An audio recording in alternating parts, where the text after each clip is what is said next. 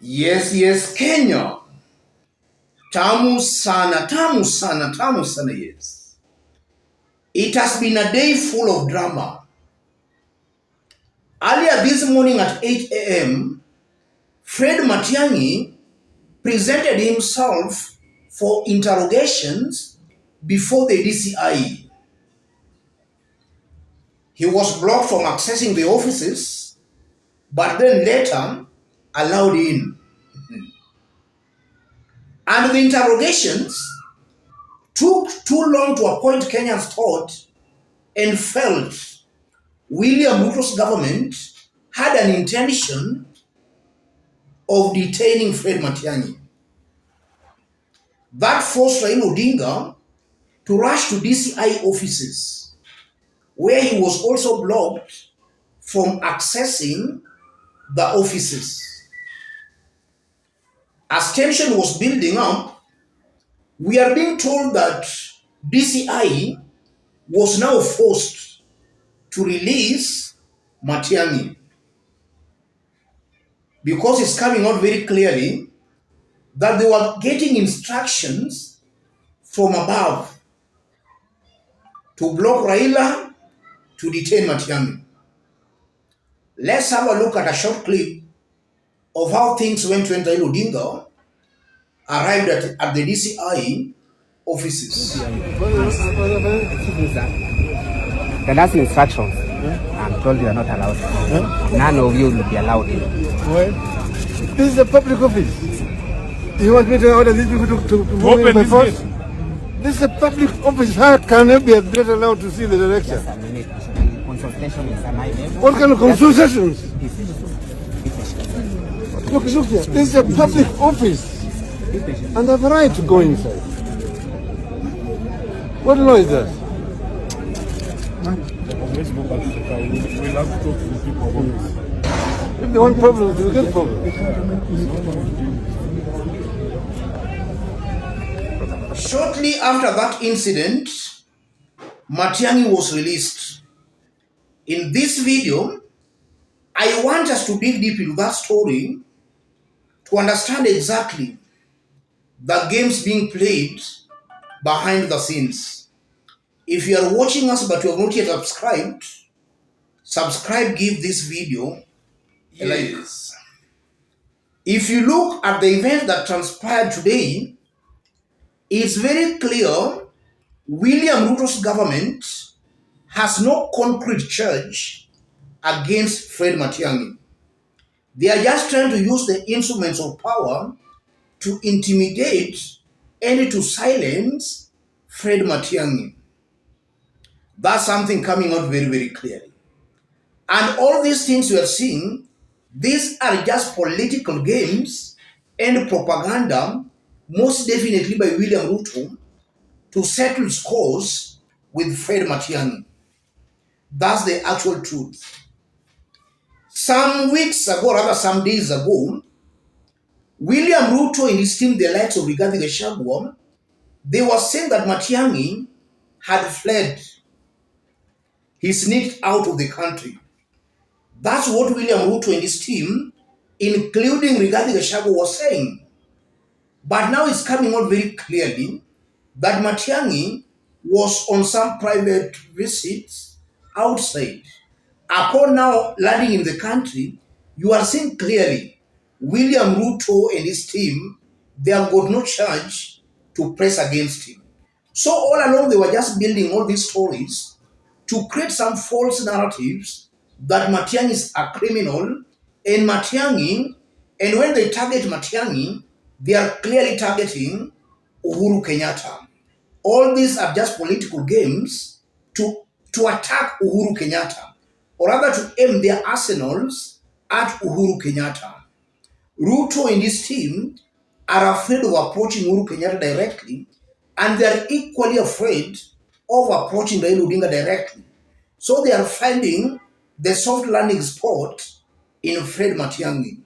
That's what I'm seeing here, ladies and gentlemen. And the mere fact that Matiangi was there by 8 a.m.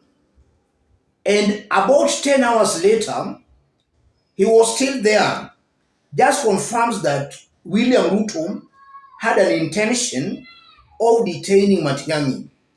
Upon Raila Odinga landing there at the DCI offices, I'm seeing a scared government that very, very fast released Matiangi because temperatures, emotions, tension was building. And actually, just as Raila has put it, he could have ordered the people to actually open the DCI gates because I believe that's a public office. Each and every person has a right to access that public office. That's what the law says. By William Ruto or by DCI blocking Raila Odinga from accessing DCI, that also just confirms that they had a sinister motive in actually detaining Fred Matiangi. They had planned on detaining him. Raila's presence there scared them to a point they now released Matiangi. All this just confirms one thing. William Ruto is very revengeful, and William Ruto is very clueless on how a government is being run. If William Ruto strongly believes he won the election, he could have been very confident. He could be going after maybe the likes of Matiangi. If he's sure he won the election, I think he could have even been bringing the likes of Matiangi closer to him than even trying to intimidate them.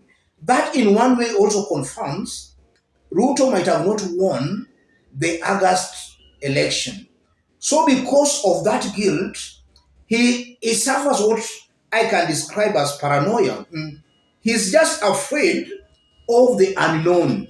So any senior person who was in Uhuru Kenyatta's government, William Ruto sees that person as a threat.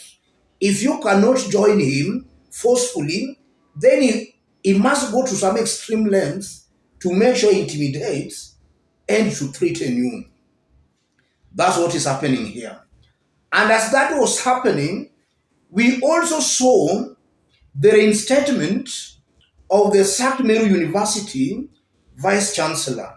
He was reinstated upon the Minister of Education giving some orders. And just look at how the Vice Chancellor was welcomed to the institution.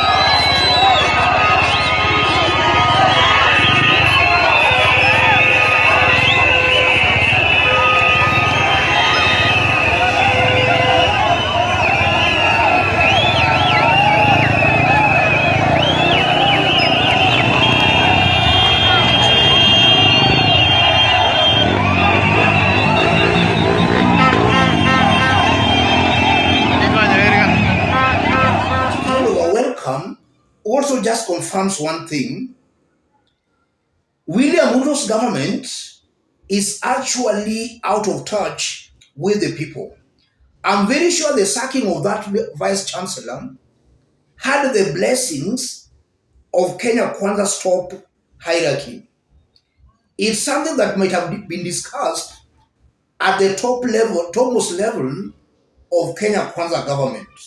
But now upon that deal backfiring, they had to reinstate the vice chancellor to avoid a looming rebellion. Because from the look of things, tomorrow being Wednesday is Raila's deadline, and anything can happen. Meru University was actually closed, and tension was also building there. So to add it all, with the planned demonstrations, things were actually going to boil out of control for William Ruto's government to handle. Let me stop it there, ladies and gentlemen. But just as I did indicate, or rather if you are watching us, but you have not yet subscribed, subscribe, give this video a like. To our fans and subscribers here, I'm very much humbled, very grateful for the kind of support you are giving me here. God bless you, God bless Kenya. What transpired today, in summary, confirms William Ruto's government is very unstable. Ruto's government is panicking. William Ruto's government is out to revenge. And William Ruto's government fears Raila Odinga. Let's meet in our next analysis. Thank you.